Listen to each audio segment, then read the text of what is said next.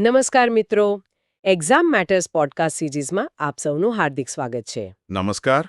આજે આપણે એક એવા વિષય પર ઊંડાણપૂર્વક વાત કરવાના છીએ જે સ્પર્ધાત્મક પરીક્ષાઓ એટલે કે ખાસ કરીને યુપીએસસી અને જીપીએસસી માટે આમ કહીએ તો પાયાનો ગણાય, ગુજરાતી વ્યાકરણ. હા, બિલકુલ.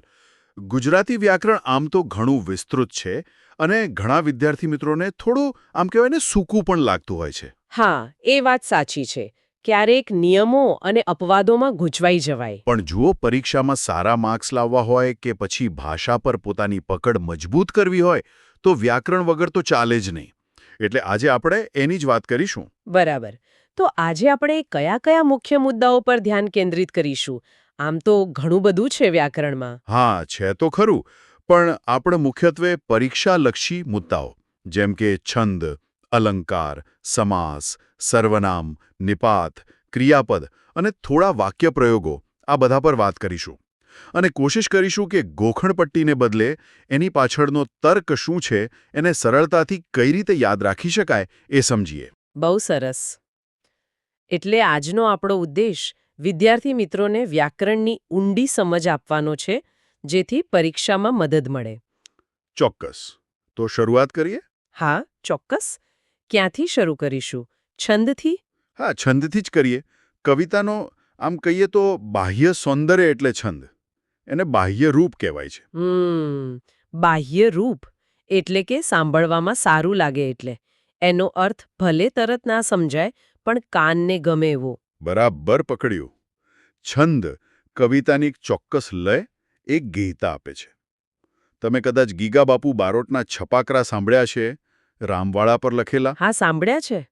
શું જોરદાર હોય છે. બસ એ સુપંખરો છંદનું કમાલ છે. એનો જે પ્રવાહ છે, એનો જે લય છે, એ સાંભળનાને જકડી રાખે છે. અર્થ પછી સમજાય, પહેલાં એનું સંગીત સ્પર્શે. પણ પરીક્ષા માટે આપણે એના બંધારણને, એના ગણિતને સમજવું પડે. ગણિત એટલે પેલું લઘુ ગુરુવાળો? હા, એ જ. લઘુ એટલે નાનો અક્ષર, ગુરુ એટલે મોટો અક્ષર. આ આખો ખેલ લઘુગુરુની ગોઠવણ પર જ છે. એના નિયમો તો આમ તો સીધા છે ને, કે અ, ઈ, ઉ અને રૂ આ 4 સ્વર અને એનાવાળા વ્યંજનો એટલે કે ક, કી, કુ, ક્રુ એ લઘુ. બરાબર. અને બાકીના બધા દીર્ઘ સ્વરો આ, ઈ, ઉ, એ, ઐ, ઓ, ઔ અને એ બધા ગુરુ. એટલે કે કા, કી, કુ, કે, કઈ, કો, કૌ, કમ આ ગુરુ થયા. એકદમ સાચું. બસ આટલું પાયાનું યાદ રહે એટલે શરૂઆત થઈ ગઈ. પણ પછી થોડા નિયમો આવે છે જે લઘુને ગુરુ બનાવી શકે. એમાં ખાસ ધ્યાન રાખવાનું. હા, પેલું અનુસ્વારવાળું ને, એટલે કે માથે મીંડું. એમાં ગૂંચવાડો થાય છે, ક્યારે લઘુ ગુરુ બને અને ક્યારે ના બને. સારો પ્રશ્ન છે. જુઓ, અનુસ્વાર 2 પ્રકારના હોય, તીવ્ર અને મંદ. જો અનુસ્વારનો ઉચ્ચાર ભારપૂર્વક તીવ્રતાથી થતો હોય તો એ લઘુ અક્ષરને ગુરુ બનાવી દે. દાખલા તરીકે? જેમ કે શંકા. અહીં શંખ પર ભાર આવે છે. લંકા, ગંગા, નંદ, કંપન, ચંદન આ બધામાં અનુસ્વારનો ઉચ્ચાર તીવ્ર છે, એટલે આગળનો લઘુ અક્ષર ગુરુ ગણાય. શન ગુરુ, લન ગુરુ, ગન ગુરુ, નન ગુરુ. અચ્છા. અને મંદ અનુસ્વાર? મંદ અનુસ્વાર એટલે જેનો ઉચ્ચાર હળવો હોય, નાકમાંથી સહેજ જ અવાજ આવે, જેમ કે કહું. અહીં હું પર મીંડું છે, પણ ઉચ્ચાર હળવો છે. સુવાળું, પોળું. આમાં અનુસ્વાર હોવા છતાં અક્ષરનો પ્રકાર બદલાતો નથી. કહુમાં હું લઘુ જ રહે. એટલે ઉચ્ચાર પર ધ્યાન આપવું પડે, એમ ને? બિલકુલ. અનુભવથી અને ઉચ્ચાર પર ધ્યાન આપવાથી આ ભેદ સ્પષ્ટ થઈ જાય છે. નિયમ ગોખવા કરતાં ઉચ્ચાર કરીને જોવું વધુ ફાયદાકારક. બરાબર. અને બીજો નિયમ પેલો જોડાક્ષરવાળો. એમાં પણ એવું જ ને કે જોડાક્ષરની પહેલાનો અક્ષર ગુરુ બને. હા, એને થડકાનો નિયમ કહે છે. જાણે જોડાક્ષરનો ઉચ્ચાર એની આગળના અક્ષરને ધક્કો મારે, એટલે એ લઘુ હોય તો પણ ગુરુ બની જાય. જેમ કે સત્ય. ત્ય જોડાક્ષર છે, તો સ લઘુ હોવા છતાં ગુરુ ગણાય. એકદમ બરાબર. સત્યમાં સ ગુરુ. બીજું ઉદાહરણ લઈએ, પુષ્પ. શ્પ જોડાક્ષર છે, એની આગળ પું લઘુ છે, પણ થડકાને કારણે ગુરુ ગણાશે. ભક્ત, શક્તિ, નિષ્ક્રિય આ બધામાં જોડાક્ષરની આગળનો લઘુ અક્ષર ગુરુ બને. પણ આ નિયમ હંમેશા લાગુ પડે કે એમાં પણ અપવાદ હોય? મોટાભાગના કિસ્સાઓમાં આ નિયમ સાચો પડે છે, પણ ક્યારેક બહુ ઓછા કિસ્સામાં ઉચ્ચારણ એટલું સળંગ હોય કે થડકો ન અનુભવાય. ત્યાં કદાચ અપવાદ જોવા મળે. પણ સ્પર્ધાત્મક પરીક્ષા માટે તો આ મુખ્ય નિયમ જ યાદ રાખવાનો કે જોડાક્ષર પહેલાનો લઘુ અક્ષર ગુરુ ગણાય. અને હા, જો જોડાક્ષર પહેલાનો અક્ષર પોતે જ ગુરુ હોય તો એ ગુરુ જ રહે, એમાં ફેર ન પડે. ઓકે, એટલે અનુસ્વાર અને જોડાક્ષર આ બે મુખ્ય નિયમો થયા જે લઘુ ગુરુ નક્કી કરવામાં મદદ કરે. હા, અને હજુ એક નાની વાત. વિસર્ગ ડોટવાળો અક્ષર પણ ગુરુ ગણાય. જેમ કે દુઃખમાં દુ ગુરુ છે. જો કે એનો ઉપયોગ હવે ઓછો થાય છે. સારું, તો હવે લઘુગુરુ નક્કી કરતા આવડી ગયું. હવે છંદના પ્રકારો પર જઈએ. તમે કહેતા હતા અક્ષરમેળ, સંખ્યામેળ, માત્રામેળ. હા, મુખ્યત્વે આ 3 પ્રકાર છે.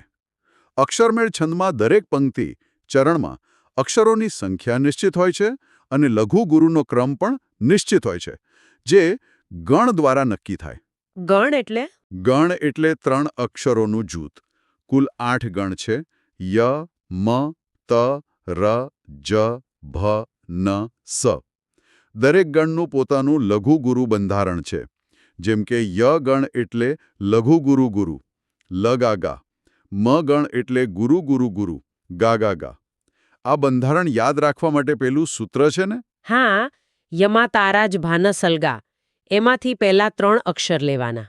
જેમ કે યમાતા એટલે ય ગણ લ ગા ગા, માતારા એટલે મ ગણ ગા ગા ગા, તારા જ એટલે ત ગણ ગા ગા લ. બરાબર. આ સૂત્ર ગણનું બંધારણ યાદ રાખવામાં મદદ કરે. અક્ષરમેળ છંદનું બંધારણ આ ગણ અને છેલ્લા 1-2 અક્ષર, લઘુ કે ગુરુ, થી બનેલું હોય છે. અને આ અક્ષરમેળ છંદ તો ઘણા બધા છે. યાદ કઈ રીતે રાખવા? પેલી વાર્તાઓ અને સૂત્રો કામ લાગે? હા, શરૂઆતમાં ચોક્કસ કામ લાગે. એ યાદ રાખવાની એક મજાની રીત છે. જેમ કે 14 અક્ષરનો વસંત તિલકા છંદ છે. હા, એનું સૂત્ર પેલું વસંત આવશે તો ભાઈ જોજો ગાશે, એવું કંઈક છે ને? હા, એના પરથી ગણ નીકળે. ત ભ જ જ ગા ગા એટલે ગુરુ ગુરુ લઘુ, ગુરુ લઘુ લઘુ, લઘુ ગુરુ લઘુ, લઘુ ગુરુ લઘુ અને છેલ્લે 2 ગુરુ, 14 અક્ષર થયા. આવી રીતે દરેક છંદ માટે કંઈક ને કંઈક યુક્તિ હોય છે. પેલો 19 અક્ષરનો શાર્દુલ વિક્રીડિત, એનું પણ સૂત્ર છે. હા, એનું સૂત્ર માસી જાશે તો ગાશે. એના પરથી ગણ બને મ, સ, જ, સ, ત, ત, ગા. એટલે પહેલા મ ગણ ગા ગા ગા, પછી સ ગણ લ લ ગા, જ ગણ લ ગા લ, ફરી સ ગણ લ લ ગા, ત ગણ ગા ગા લ, ફરી ત ગણ ગા ગા લ અને છેલ્લે એક ગુરુ ગા. કુલ 19 અક્ષર. આ સૂત્રો ખરેખર મદદરૂપ થાય એવું લાગે છે. ચોક્કસ થાય. પણ મારો અંગત મત એવો છે કે માત્ર સૂત્રો પર આધાર રાખવાને બદલે છંદના બંધારણની પેટર્ન સમજવી વધુ સારી. જેમ કે 17 અક્ષરના 4 મુખ્ય છંદ છે: શિખરિણી, મંદાક્રાંતા, હરિણી અને પૃથ્વી. પરીક્ષામાં આ 4માંથી એકાદ તો હોય જ છે. હા, અને એમાં જ સૌથી વધુ કન્ફ્યુઝન થાય છે. કારણ કે બધા 17 અક્ષરના છે. એને કઈ રીતે અલગ પાડવા? એની બહુ સરસ ટ્રીક છે. ફક્ત પહેલા 3 અક્ષરનું લઘુ ગુરુ બંધારણ જોવાનું. અચ્છા, કઈ રીતે? જુઓ, મંદાક્રાંતા. મંદા એટલે ધીમું, મોટું, તો એના પહેલા 3 અક્ષર મોટા એટલે કે ગુરુ હોય. ગા ગા ગા એટલે મ ગણ. ઓકે, મંદાક્રાંતા એટલે ગા ગા ગા. પછી હરિણી. હરિણી એટલે નાનકડી હરણી. નાની એટલે શરૂઆત લઘુથી. તો પહેલા 3 અક્ષર લઘુ. લ લ લ, ન ગણ. વાહ, મંદાક્રાંતા ગા ગા ગા, હરિણી લ લ લ, પછી પૃથ્વી. પૃથ્વી કેવી છે? ગોળ છે, પણ વચ્ચે ટેકરી આવે, ખાડો આવે. એટલે શરૂઆત લઘુથી, વચ્ચે ગુરુ, પછી લઘુ. લ ગા લ, જ ગણ. લ ગા લ, પૃથ્વી. અને છેલ્લે શિખરિણી. શિખરિણી. શિખર ચડીએ ત્યારે શરૂઆતમાં સહેલું લાગે, પછી શ્વાસ ચડે. એટલે શરૂઆત લઘુથી, પછીના 2 ગુરુ, લ ગા ગા, ય ગણ. અરે વાહ, આ તો બહુ જ કામની ટ્રીક છે. મંદાક્રાંતા ગા ગા ગા, હરિણી લ લ લ, પૃથ્વી લ ગા લ, શિખરિણી લ ગા ગા. ફક્ત પહેલા 3 અક્ષરથી જ મોટા ભાગે ઓળખાઈ જાય. હા, 95% કિસ્સામાં આ ટ્રીક કામ કરી જાય છે. એટલે 17 અક્ષર દેખાય, એટલે પહેલા 3 અક્ષર ચેક કરવાના, બાકીના ગણ પછી બંધબેસતા કરવાના. આનાથી ઘણો સમય બચી શકે પરીક્ષામાં. બીજા કયા અક્ષરમેળ છંદ અગત્યના છે? 12 અક્ષરના પણ ઘણા છે. એમાં મુખ્યત્વે ભુજંગી અને તોટક યાદ રાખવા જેવા. ભુજંગી એટલે સાપ. સાપ કેમ ચાલે? આમ વાંકો ચૂકો. એટલે એનું બંધારણ લ ગાગા લ ગાગા લ ગાગા લ ગાગા. 4 વખત ય ગણનું પુનરાવર્તન. સૂત્ર યાદ રાખવું હોય તો ખટારો ખટારો ખટારો ખટારો. હશે. ખટારો. બરાબર. અને તોટક? તોટક છંદમાં લઘુ લઘુ ગુરુ લઘુ લઘુ ગુરુ એમ 4 વખત સ ગણનું પુનરાવર્તન થાય. સૂત્ર સસરા સસરા સસરા સસરા. બંને 12 અક્ષરના, પણ ગણ અલગ. ભુજંગીમાં ય, તોટકમાં સ. એટલે 12 અક્ષરમાં પણ પેટર્ન જોવાની બીજા 12 અક્ષરના છે? હા, વંશસ્થ અને ઇન્દ્રવંશાપણી છે. વંશસ્થનું બંધારણ જ ત જ ર, લગાલ ગાગલ લગાલ ગાલ. ઇન્દ્રવંશાનું ત ત જ ર, ગાગલ ગાગલ લગાલ ગાલ ગ. અને એક છે ધ્રુત વિલંદિત, એ પણ 12 અક્ષરનો, ન ભ ભ ર. લલલ ગાલલ ગાલલ ગાલગ. કવિ કાંતનું ચક્રવાક મિથુન આ છંદમાં છે. આ બધા યાદ રાખવા થોડા અઘરા પડે, પણ વસંત તિલકા, શાર્દુલ વિક્રીડિત અને 17 અક્ષરવાળા વધુ પૂછાય છે. અને 11 અક્ષરના? 11 અક્ષરમાં મુખ્ય 2 છે, ઇન્દ્રવજ્રા અને ઉપેન્દ્રવજ્રા. બંનેનું બંધારણ લગભગ સરખું, ફરક માત્ર પહેલા અક્ષરનો. ઇન્દ્રવજ્રા ગુરુથી શરૂ થાય, ત ત જ ગાગા. ઉપેન્દ્રવજ્રા લઘુથી શરૂ થાય, જ ત જ ગાગા. જો કોઈ કાવ્યમાં આ બંને છંદ મિશ્ર વપરાયા હોય તો એને ઉપજાતિ છંદ કહેવાય. અચ્છા, એટલે 11 અક્ષર દેખાય તો પહેલો અક્ષર જોવાનો ગુરુ, તો ઇન્દ્રવજ્રા, લઘુ તો ઉપેન્દ્રવજ્રા. બરાબર. અને પછી છે 21 અક્ષરનો સ્ત્રગધરા. એ તો અક્ષર સંખ્યા પરથી જ ઓળખાઈ જાય, કારણ કે 21 અક્ષરનો એક જ મુખ્ય છંદ છે. ટૂંકમાં અક્ષરમેળ છંદ માટે પહેલા અક્ષર ગણવાના, પછી લઘુગુરુ મૂકવાના અને પછી ગણબંધારણ કે પેલી 17 અક્ષરવાળી ટ્રીક પ્રમાણે ઓળખવાનો પ્રયત્ન કરવાનો. હા. અને ક્યારેક કવિઓએ છંદના નિયમમાં થોડી છૂટ લીધી હોય, જેને કવિ છૂટ કે છંદ દોષ કહેવાય. જેમ કે મંદાક્રાંતામાં શરૂઆતમાં ગા ગાગા જોઈએ, પણ કોઈ કવિએ કદાચ લ ગાગા વાપર્યું હોય. આવું બને, પણ પરીક્ષામાં મોટે ભાગે શુદ્ધ ઉદાહરણ જ પૂછાય છે. સારું, આ થઈ અક્ષરમેળ છંદની વાત. હવે બીજો પ્રકાર સંખ્યામેળ. હા, સંખ્યામેળ છંદમાં લઘુગુરુનો ક્રમ મહત્વનો નથી, ફક્ત અક્ષરોની કુલ સંખ્યા જ નિશ્ચિત હોય છે. એમાં સૌથી જાણીતો છે મનહર છંદ. મનહર છંદ. એમાં કેટલા અક્ષર હોય? કુલ 31 અક્ષર હોય. અને એનું બંધારણ 16 + 15 અક્ષરનું હોય છે. એટલે કે પંક્તિના 16મા અક્ષર પછી યતિ વિરામ આવે અને પછી બીજા 15 અક્ષર હોય. કવિ દલપતરામના ઘણા કાવ્યો મનહર છંદમાં છે. ઊંટ કહે આ સભામાં, એ બધું. આમાં લઘુગુરુનું કોઈ બંધન નથી, ફક્ત 31 અક્ષર હોવા જોઈએ. એટલે આ તો સહેલો, ખાલી અક્ષર ગણવાના. 31 થયા એટલે મનહર. હા, પણ 32 અક્ષરનો અનુષ્ટુપ છંદ પણ છે, જે સંસ્કૃતમાં બહુ વપરાય છે. એની સાથે ગૂંચવાડો ન થાય એ જોવાનું. અનુષ્ટુપમાં પાછું 5મા, 6ઠ્ઠા, 7મા અક્ષરનો નિયમ છે, પણ ગુજરાતીમાં મનહર 31 વધુ પ્રચલિત છે. ઓકે. અને ત્રીજો પ્રકાર માત્રામેળ છંદ. માત્રામેળ છંદમાં અક્ષરોની સંખ્યા નહીં, પણ માત્રાઓની સંખ્યા નિશ્ચિત હોય છે. માત્રા એટલે પેલું લઘુની 1 અને ગુરુની 2 માત્રા. બરાબર.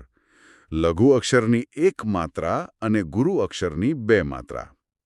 દાખલા તરીકે રમેશ શબ્દમાં ર લઘુ 1, મે ગુરુ 2, શ લઘુ 1. કુલ અક્ષર 3, પણ માત્રા 1 + 2 + 1 = 4. માત્રામેળ છંદમાં આ રીતે આખી પંક્તિની કુલ માત્રા ગણવાની હોય છે. અચ્છા, આમાં કયા કયા છંદ મુખ્ય છે? આમાં સૌથી વધુ જાણીતા છે ચોપાઈ, દોહરો, સોરઠો અને હરિગીત. ચોપાઈ એટલે રામાયણની ચોપાઈઓ? હા, એ જ. ચોપાઈ છંદના દરેક ચરણમાં 15 માત્રા હોય છે, અને સામાન્ય રીતે ચરણને અંતે ગુરુ લઘુ ગાલ આવે. જેમ કે જય હનુમાન જ્ઞાન ગુણ સાગર. આમાં સાગરમાં ગા ગુરુ, ર લઘુ. 15 માત્રા. બરાબર.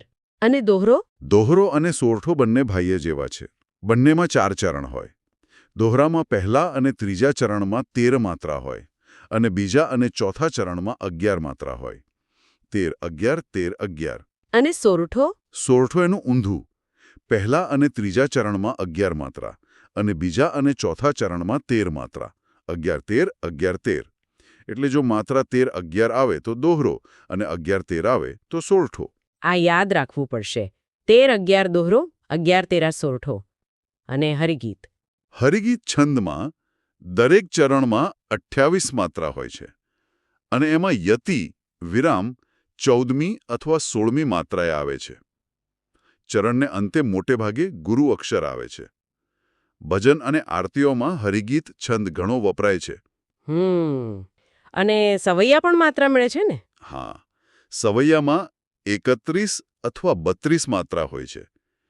31 વાળાને 32 નહીં પણ 31 કહેવાય અને 32 વાળાને 32. આમાં યતિ 16મી કે 17મી માત્રા આસપાસ આવે. સારું. તો માત્રામેળ છંદ માટે અક્ષર નહીં, લઘુ ગુરુની માત્રા 1 કે 2 ગણીને કુલ સરવાળો કરવાનો અને એ પ્રમાણે છંદ ઓળખવાનો. બરાબર. છંદ ઓળખવાની આખી પ્રક્રિયામાં પહેલા અક્ષર ગણવા.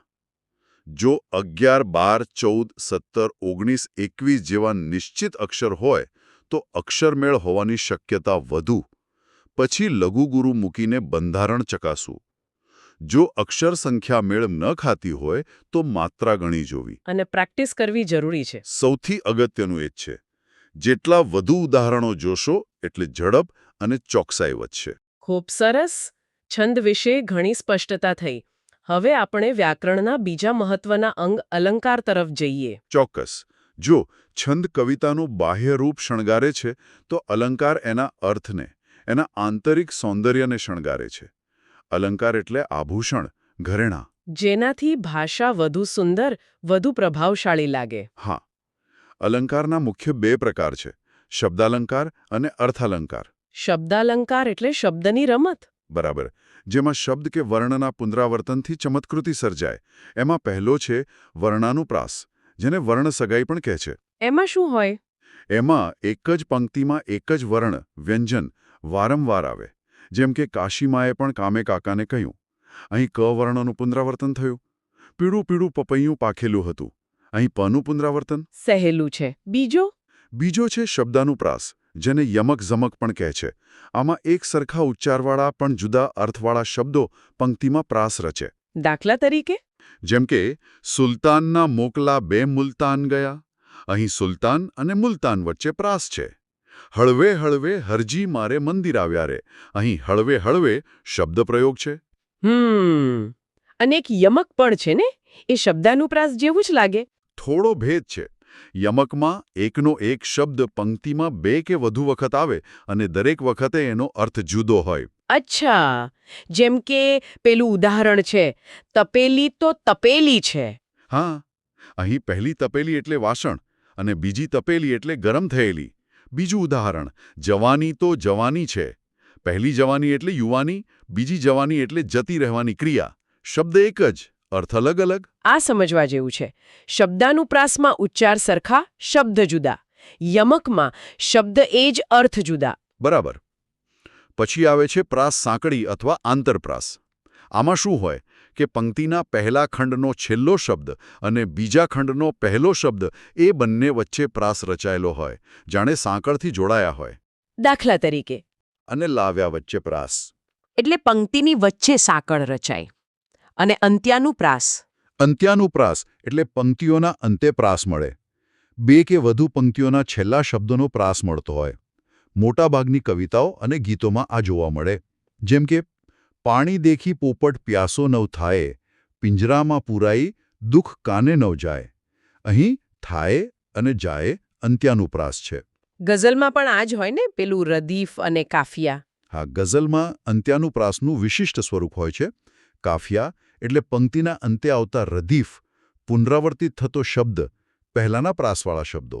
અને રદીફ એટલે દરેક શેરની બીજી પંક્તિના અંતે એક સરખો આવતો શબ્દ કે શબ્દ સમૂહ. ઓકે.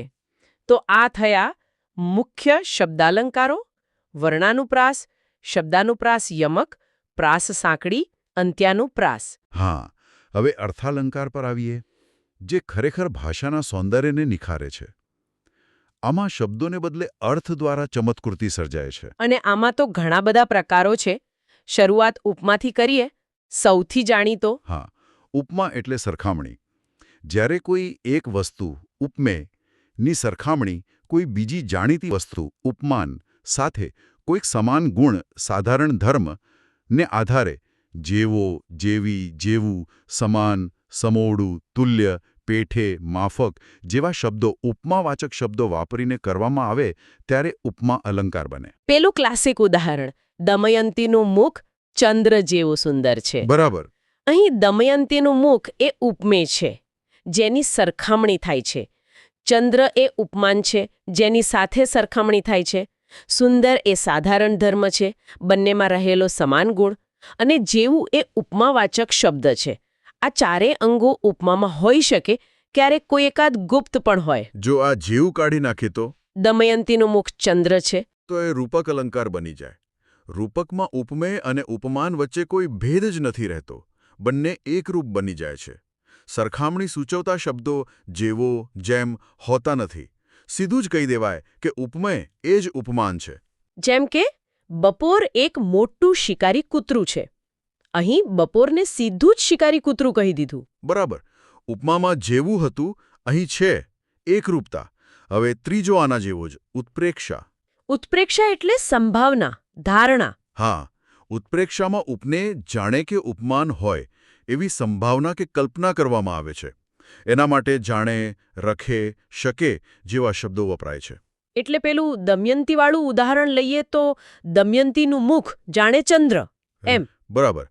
અહીં મુખ ચંદ્ર છે એમ નથી કહ્યું, ચંદ્ર જેવું છે એમ પણ નથી કહ્યું, પણ ચંદ્ર હોય એવું લાગે છે એવી સંભાવના વ્યક્ત કરી છે. જાણે, રખે, શકે આ શબ્દો ઉત્પ્રેક્ષાની નિશાની છે. આ ત્રણેય ઉપમા, રૂપક, ઉત્પ્રેક્ષા બહુ નજીકના છે. ઉપમામાં સરખામણી, જેવો. રૂપકમાં એકરૂપતા છે. ઉત્પ્રેક્ષામાં સંભાવના, જાણે. એકદમ સાચું. આ ભેદ સમજવો બહુ જ જરૂરી છે. કારણ કે પરીક્ષામાં આમાંથી પ્રશ્નો હોય જ છે. કીવર્ડ્સ અને વાક્યોનો ભાવ પકડવાનો. બીજો કયો અગત્યનો અલંકાર છે? વ્યતિરેક. આ પણ સરખામણીનો જ પ્રકાર છે, પણ આમાં ઉપમેયને ઉપમાન કરતાં ચડિયાતું બતાવવામાં આવે છે. એટલે જેના જેવું કયું હોય એના કરતાં પણ સારું. હા, જેમ કે સુદામાનો વૈભવ આગળ કુબેર તે કોણ માત્ર. અહીં સુદામાના વૈભવને કુબેરના વૈભવ કરતાં ચડિયાતો બતાવ્યો. કમળ થકી કોમળું રે બહેની અંગ છે એનું. અહીં અંગને કમળ કરતાં પણ વધુ કોમળ કહ્યું. ઉપમાન કુબેર, કમળ કરતાં ઉપમેય સુદામાનો વૈભવ, અંગ, ચડિયાતું. આ પણ રસપ્રદ છે. અને અનન્વય એમાં શું હોય? અનન્વય એટલે જેની સરખામણી કરવા માટે બીજું કોઈ યોગ્ય ઉપમાન જ ન મળે. એટલે ઉપમેયની સરખામણી ઉપમેય સાથે જ કરવી પડે. જેમ કે માં તે માં. બરાબર. માની સરખામણી કોની સાથે કરવી? કોઈની સાથે નહીં. એટલે માં તે માં. હિમાલય એટલે હિમાલય. ગાંધીજી એટલે ગાંધીજી. ઉપમેય જ ઉપમાન બની જાય. શ્લેષ અલંકાર વિશે શું કહેશો? એમાં એક શબ્દના બે અર્થ હોય ને? હા, શ્લેષમાં એક જ શબ્દનો એક કરતાં વધુ અર્થ થતા હોય અને એના કારણે વાક્યમાં ચમત્કૃતિ આવે. જેમ કે તમે પસંદ કરેલું પાત્ર પાણી વિનાનું છે. અહીં પાત્રના બે અર્થ છે. વાસણ અને વ્યક્તિ લાયકાત. રવિને પોતાનો તડકો ન ગમે તો ક્યાં જાય? અહીં રવિ એટલે સૂર્ય પણ થાય અને કોઈ વ્યક્તિનું નામ પણ હોઈ શકે. આ યમક જેવું લાગે. પણ યમકમાં શબ્દ રિપીટ થાય છે અલગ અર્થમાં. જ્યારે શ્લેષમાં એક જ શબ્દ વપરાય છે પણ એના અર્થ બે નીકળે છે. બરાબર. આ સૂક્ષ્મ ભેદ છે. હવે વાત કરીએ વ્યાજસ્તુતિની. વ્યાજસ્તુતિ એટલે નિંદા દ્વારા વખાણ અથવા વખાણ દ્વારા નિંદા. હા, વ્યાજ એટલે બહાનું, સ્તુતિ એટલે વખાણ. નિંદાના બહાને વખાણ હોય અથવા વખાણના બહાને નિંદા. જેમ કે શું તમારી બહાદુરી, ઉંદર જોઈને નાઠા. અહીં દેખીતી રીતે બહાદુરીના વખાણ છે, પણ હકીકતમાં ડરપોકપણાની નિંદા છે. અને ઊંધું, નિંદા દ્વારા વખાણ. ગાંધીજી હિંસા અને અસત્યના કટ્ટર વેરી હતા. અહીં કટ્ટરવેરી શબ્દો નિંદા જેવા લાગે, પણ હકીકતમાં ગાંધીજીના અહિંસા અને સત્યના આગ્રહના વખાણ છે. આમાં પણ ભાવ સમજવો પડે.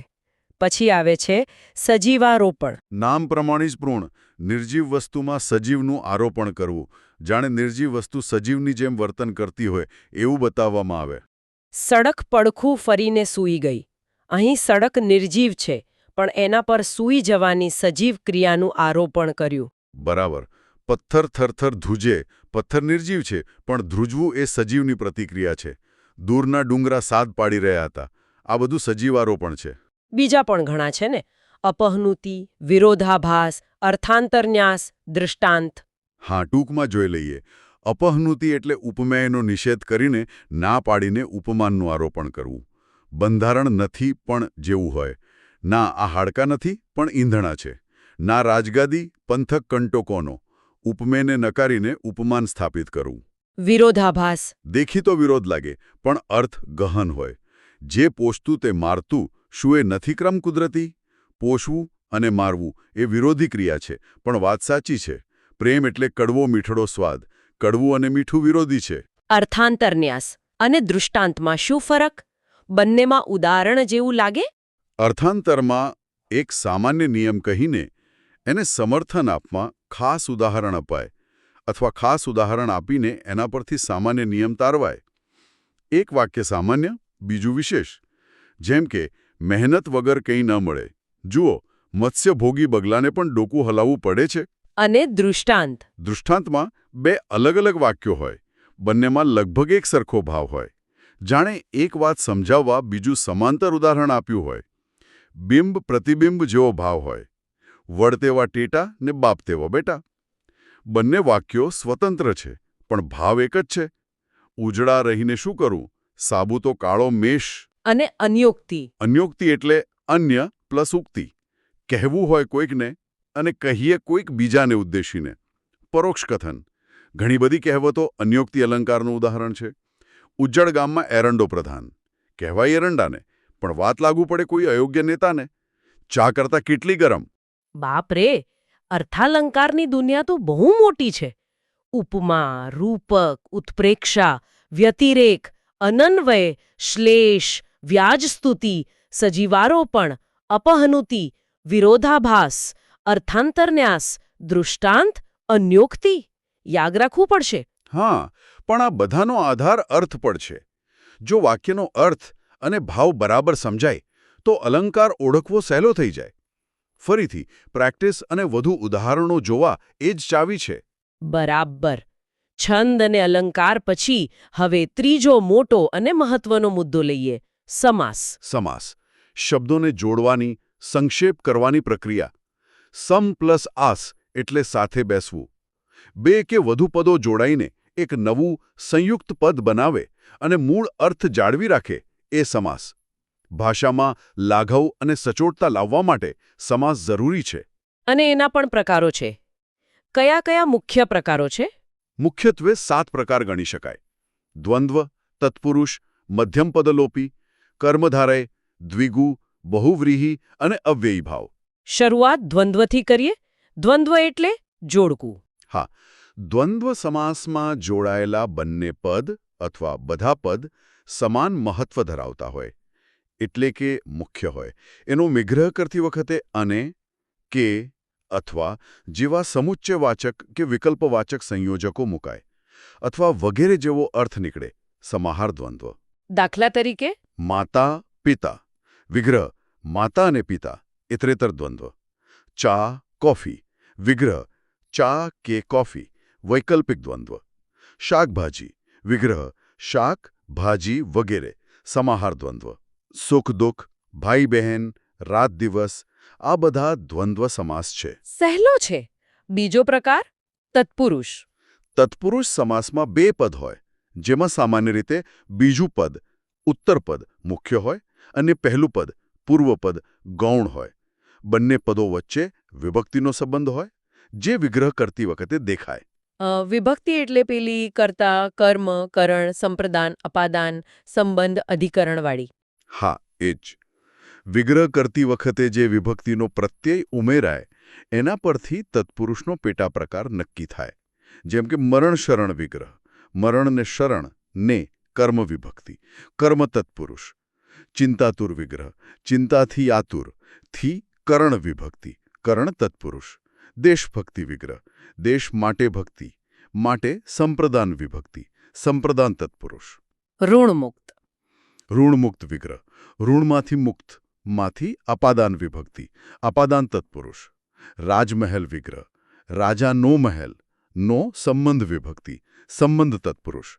વનવાસ વિગ્રહ, વનમાં વાસ, માં અધિકરણ વિભક્તિ, અધિકરણ તત્પુરુષ.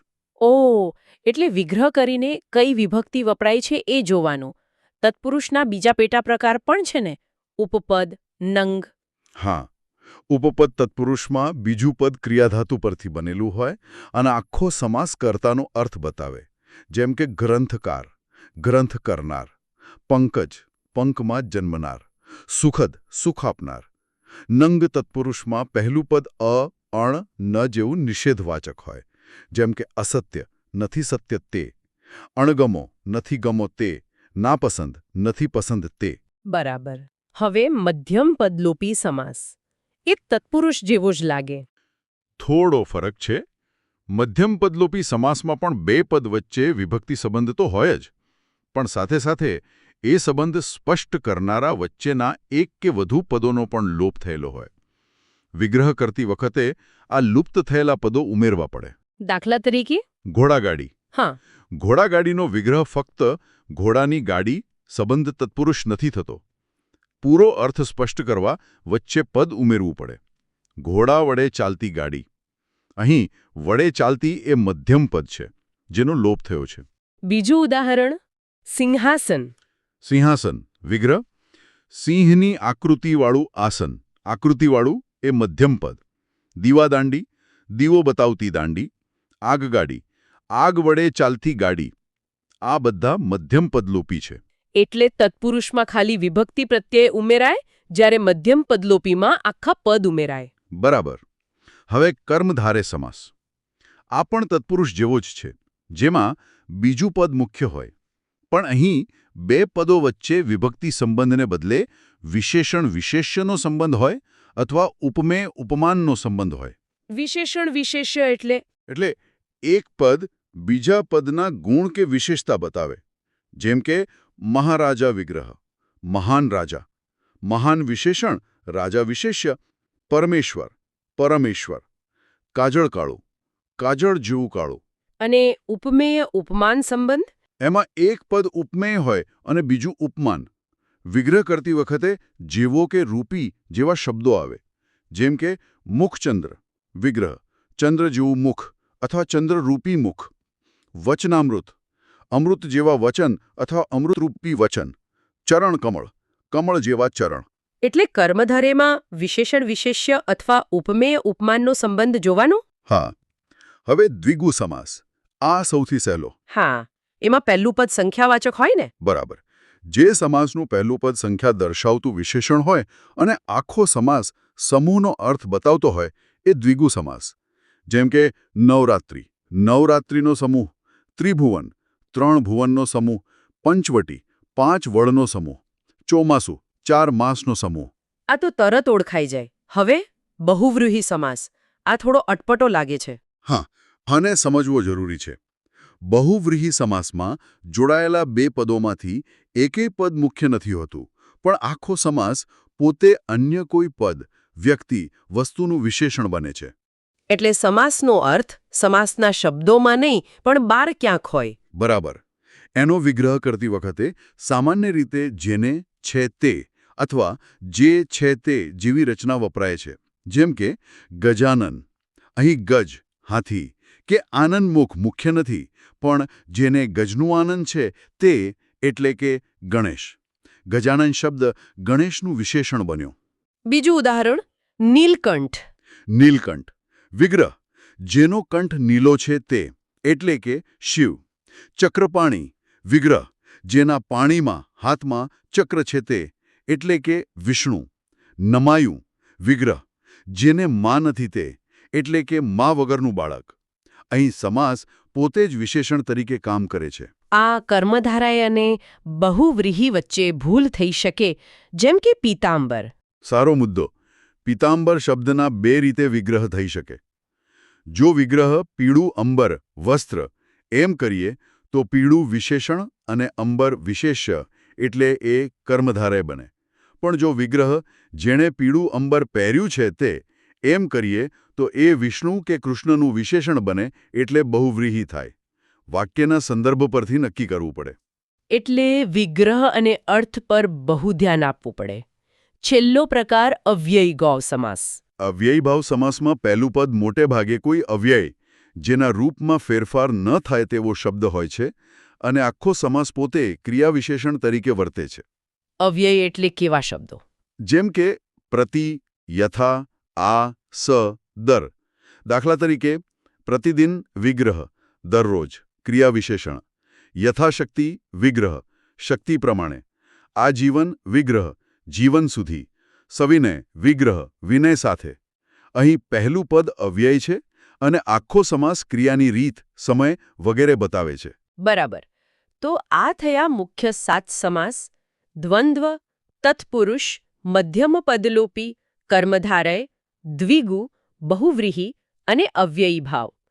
દરેકને ઓળખવા માટે વિગ્રહ કરવો અને પદો વચ્ચેનો સંબંધ સમજવો જરૂરી છે. હા, અને કયો શબ્દ મુખ્ય છે, પૂર્વપદ, ઉત્તરપદ કે અન્ય પદ, એના પરથી પણ સમાસ ઓળખવામાં મદદ મળે છે. ખૂબ સરસ.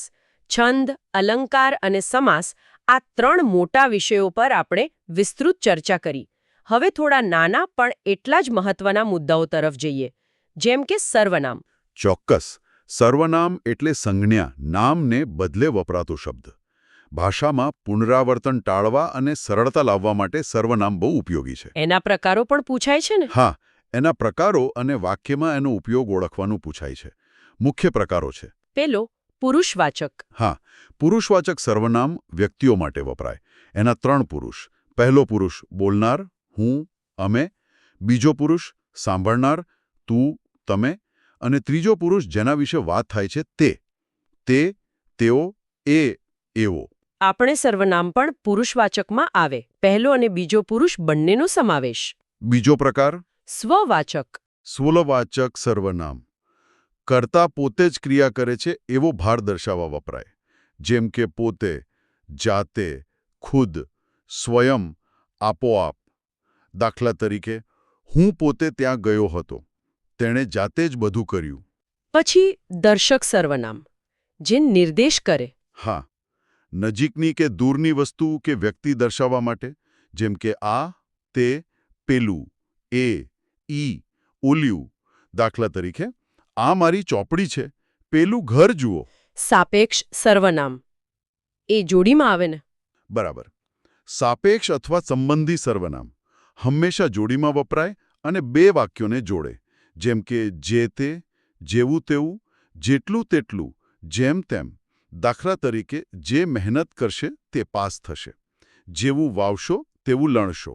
અન્યોન્યવાચક. એ પરસ્પરનો સંબંધ દર્શાવે. પરસ્પર, અરસપરસ, એકબીજા.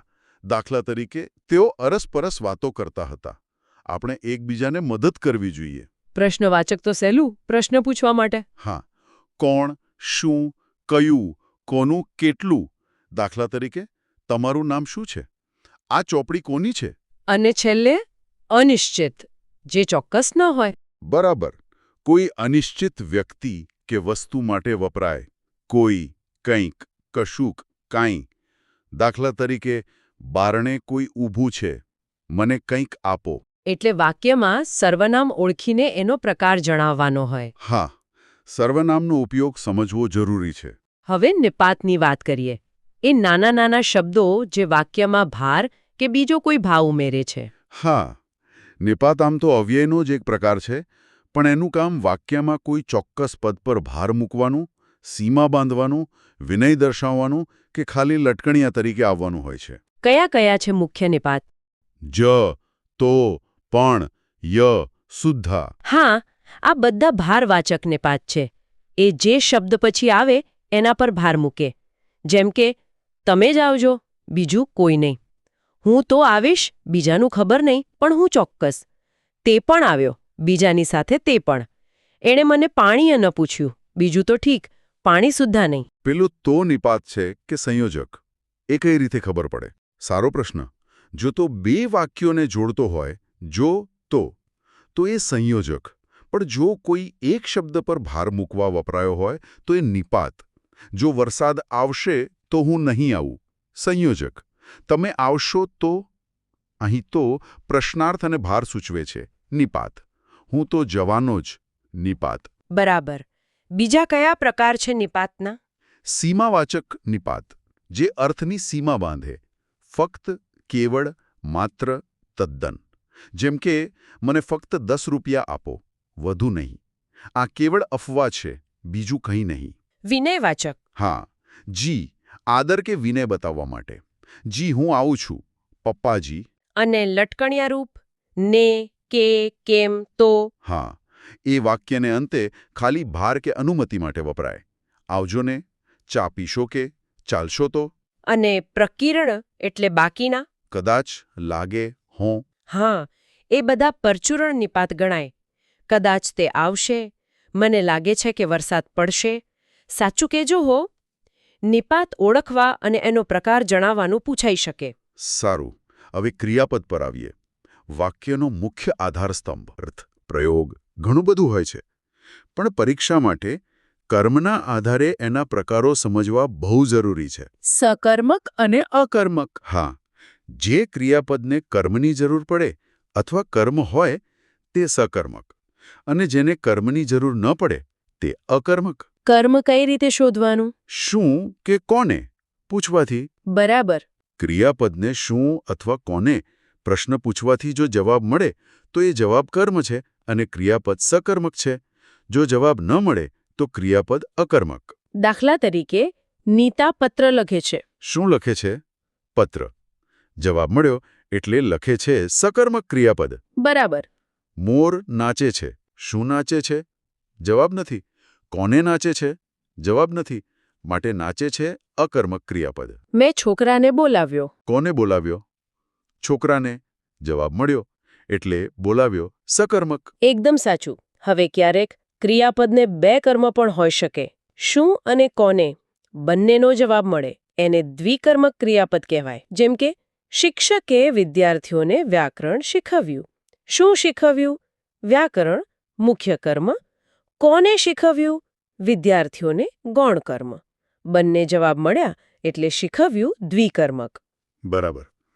સકર્મક, અકર્મક અને દ્વિકર્મક ઓળખતા આવડવું જોઈએ. અને આના પરથી જ પેલું વાક્ય પ્રયોગો આવે ને, કર્તરી, કર્મણી, ભાવે. હા, વાક્યમાં કર્તા, કર્મ કે ક્રિયાના ભાવમાંથી કોણ મુખ્ય છે તેના આધારે વાક્યના પ્રયોગ નક્કી થાય છે. કર્તરી પ્રયોગ એટલે? Active voice. હા, જેમાં કર્તા મુખ્ય હોય અને ક્રિયાપદ કર્તાને અનુસરે. મોટા ભાગના સાદા વાક્યો કર્તરી પ્રયોગમાં હોય છે. પૂજારી પૂજા કરે છે. અહીં પૂજારી કર્તા મુખ્ય છે. છોકરાઓ ક્રિકેટ રમે છે. કર્મણી પ્રયોગ. Passive voice. કર્મણી પ્રયોગમાં કર્મ મુખ્ય બની જાય છે અને ક્રિયાપદ કર્મને અનુસરે છે. કર્તા પછી થી, વડે, દ્વારા જેવા અનુગ લાગે છે અને ક્રિયાપદનું રૂપ બદલાય છે. સામાન્ય રીતે આ પ્રત્યે લાગે. આ પ્રયોગ ફક્ત સકર્મક ક્રિયાપદ સાથે જ શક્ય બને. પેલું પૂજારીવાળું વાક્ય? પૂજારીથી પૂજા કરાય છે. અહીં પૂજા કર્મ મુખ્ય બની ગયું. ક્રિયાપદ કરાય છે કર્મને અનુસરે છે. કર્તા પૂજારી પછી થી લાગ્યો. મારાથી પત્ર લખાયો. પોલીસ વડે ચોર પકડાયો. અને ભાવે પ્રયોગ. ભાવે પ્રયોગ અકર્મક ક્રિયાપદ સાથે વપરાય છે. અહીં કર્તા કે કર્મ નહીં પણ ક્રિયાનો ભાવ મુખ્ય હોય છે. કર્તા પછી થી લાગે છે અને ક્રિયાપદ હંમેશા નાન્યતર જાતિ એકવચનમાં રહે છે. દાખલા તરીકે, તે હસ્યો. કર્તરી અકર્મક. એનું ભાવે પ્રયોગ થાય. તેનાથી હસાયું. હું બેઠોનું, મારાથી બેસાયું. તે રડ્યોનું, તેનાથી રડાયું. અહીં ક્રિયાનો ભાવ મુખ્ય છે. અને પ્રેરક પ્રયોગ કોઝિટિવ. પ્રેરક પ્રયોગમાં કર્તા પોતે ક્રિયા કરતો નથી પણ બીજા પાસે કરાવે છે. ક્રિયાપદનું પ્રેરક રૂપ વપરાય છે. આવડાવ, રમાડ, લખાવ, હસાવ. જેમ કે, શિક્ષક વિદ્યાર્થીઓને લખાવે છે. શિક્ષક લખતા નથી, લખાવે છે. માં બાળકને જમાડે છે. આ વાક્ય પ્રયોગોનું રૂપાંતરણ પરીક્ષામાં પૂછાય છે. કર્તરીમાંથી કર્મણી કે ભાવેમાં ફેરવો અથવા મૂળ પ્રયોગ ઓળખો. હા, એટલે થી ક્યારે લાગે, ક્રિયાપદનું રૂપ કઈ રીતે બદલાય, એ નિયમો સમજવા પડે. બરાબર.